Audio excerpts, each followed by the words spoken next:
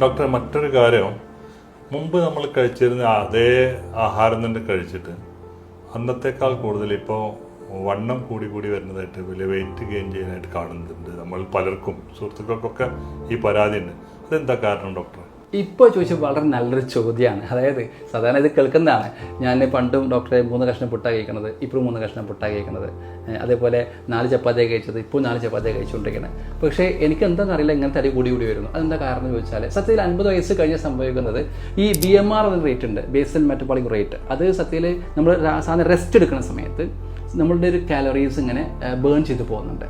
അപ്പോൾ അത് ആ റെസ്റ്റ് എടുക്കുന്ന സമയത്ത് കാലറി ബേൺ പൊതുവേ 50 വയസ്സ് കഴിഞ്ഞാൽ കുറഞ്ഞു, 10-15% വരെ കുറഞ്ഞു പോകാറുണ്ട്. അതുകൊണ്ട് എന്താ വെച്ചാൽ നമ്മൾ കാലറീസ് ബേൺ ചെയ്ത് പോകുന്നില്ല.